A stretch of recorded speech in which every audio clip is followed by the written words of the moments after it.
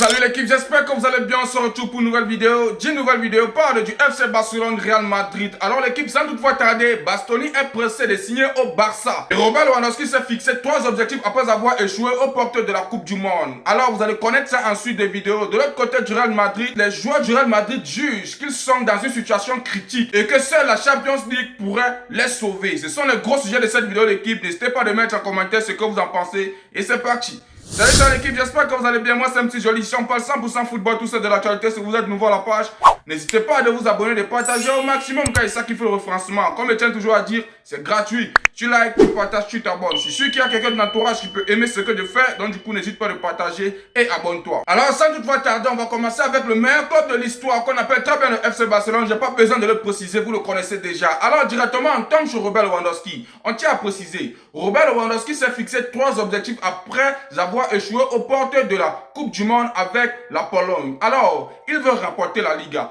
il veut rapporter la Ligue des Champions et il veut prolonger son contrat avec le Barça.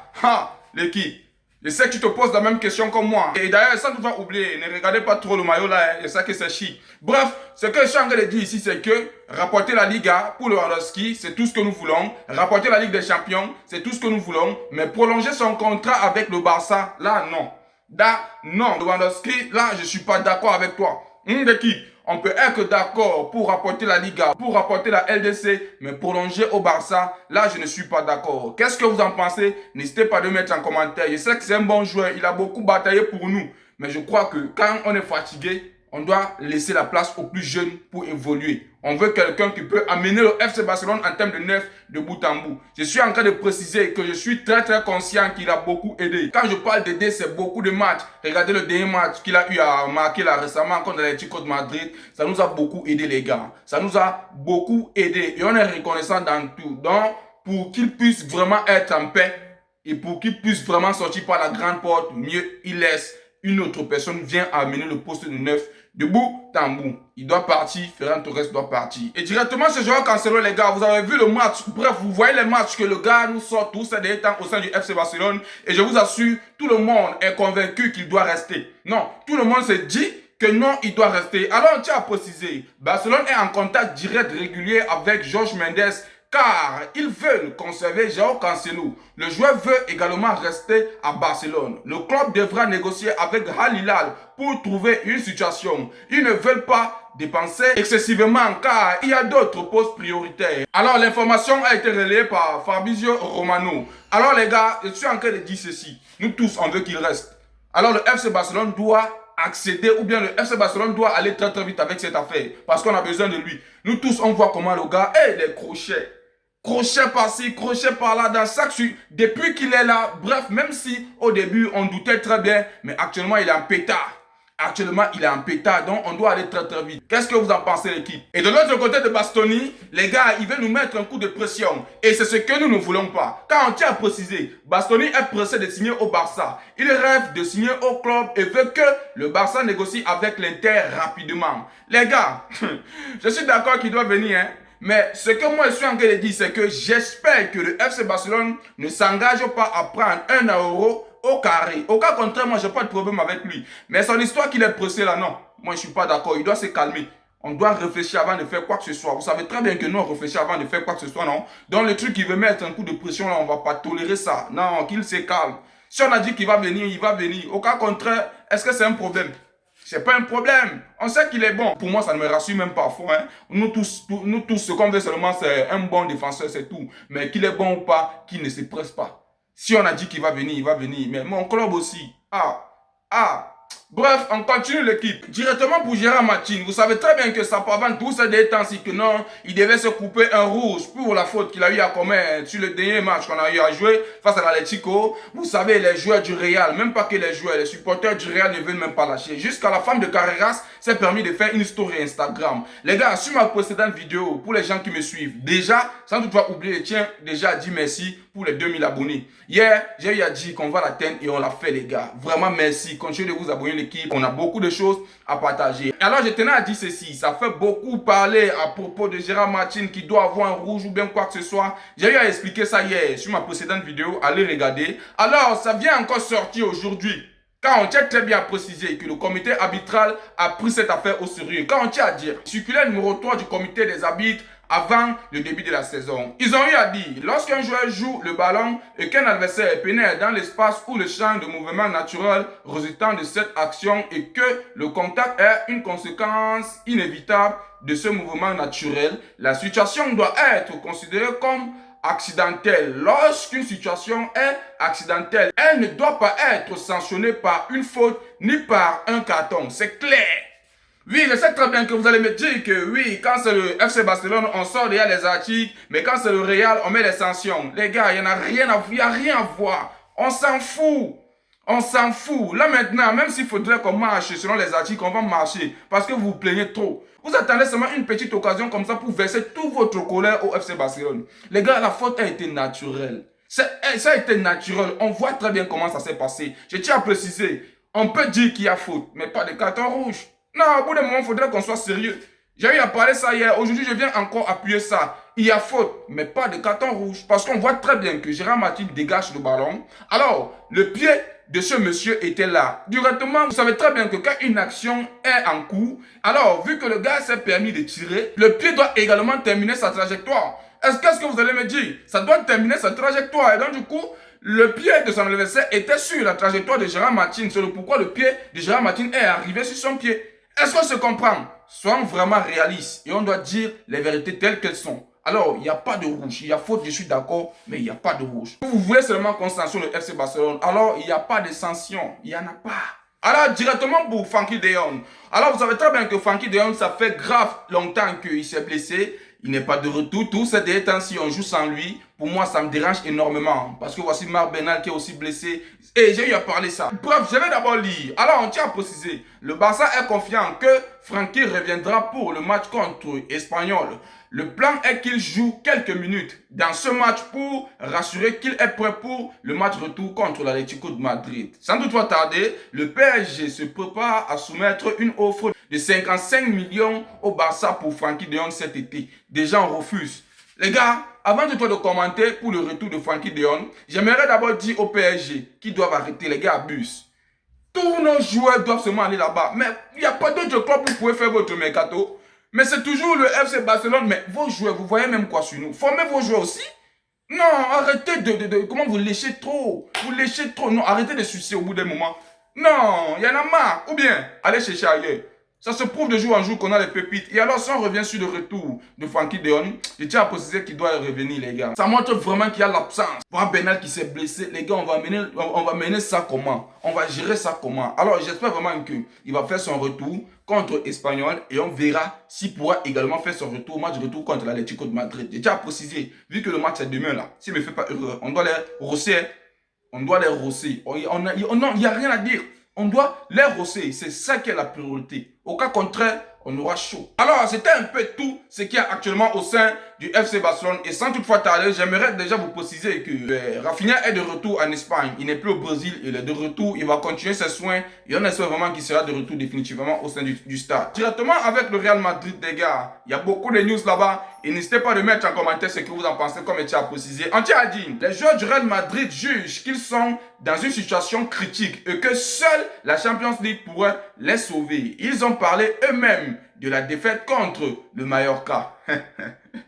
Laissez-moi rire dans l'eau. Mais qu'est-ce qu'ils sont drôles ceux-là. Ils pensent qu'ils peuvent faire quelque chose demain au match aller contre le Bayern. Les gars, ils se foutent de qui? Si quelqu'un a déjà la vision et qu'il connaît déjà que le Real Madrid va faire saison blanche cette année, n'hésitez pas à le mettre en commentaire. Saison blanche, il n'y a rien à dire. Il n'y a rien à dire, vous ne pouvez rien faire. Vous ne pouvez rien faire. D'ailleurs, ensuite des vidéos, je vais vous expliquer. Bref, il faudrait même que je vous explique déjà pourquoi ensuite des vidéos. Quand on tient à préciser, gros coup de gueule de Thomas Ronquero, chroniqueur chez AS après la défaite du Real Madrid contre le Majorque. Alors, il tient à dire, je pardonne souvent à Mbappé. Laissez-moi d'abord rire parce que les gars, il a dit quelque chose. Je pardonne souvent Mbappé et ses défauts car il nous sauve de nombreux matchs. Mais les jours comme aujourd'hui, bref, il parlait du match vu que les gars ont joué avant-hier. Mais les jours comme aujourd'hui, je ne le vois pas se rebeller. Je ne l'entends pas dire je suis là, comme le faisait Cristiano. Cette histoire de qualité commence à m'agacer. Je ne sais pas si j'ai besoin de tant de qualité. Ce que je veux, ce sont des gagnants. Et le Real a besoin des gagnants. Ils doivent changer la moitié de l'effectif, croyez-moi. C'est très très important. On a de bonnes individualités, mais pas des joueurs qui fracassent leur casier en revenant au vestiaire. Et ils restent sur leur téléphone à se demander si l'Atlético va gagner ce soir. Comme je l'ai dit, vu qu'on devait jouer face à l'Atlético, alors on n'a pas tardé, on a rossé l'Atlético. Les gars, il tient à préciser, parce que ce qui me plaît très bien, c'est que ils doivent changer la moitié de l'effectif. Croyez-moi, les gars, il a tout dit, hein. Il a tout dit. Pour moi, je tiens à dire, si le Real Madrid veut faire quelque chose, parce que en termes de cette saison, ils doivent oublier. Hein. Ils doivent oublier, ne peuvent rien gagner. Mais en termes de saison prochaine, les gars, Kylian Mbappé, Bellingham, Vinicius, dans une même équipe, ça ne pourra pas donner. Non, soyons clairs, ça ne pourra pas donner. Une personne doit bouger et on sait qui doit bouger. Moi, je ne vais pas donner le nom ici. Veuillez choisir en tant que fan du Real Madrid qui doit bouger. Tout le monde est bon, hein? Bellingham, Vinicius, Kylian Mbappé, dans un même terrain, ou bien dans une même équipe, ou bien dans un même club même. Pourquoi je contourne même? C'est le club. Alors, ils doivent essayer de faire un remue-ménagement pour que le club puisse aller de bout en bout. Pourquoi je dis cela? Les gars, quand les gars là n'étaient pas là, quand la plupart étaient blessés, est-ce que vous avez vu comment Vinicius a mené la bataille de bout en bout?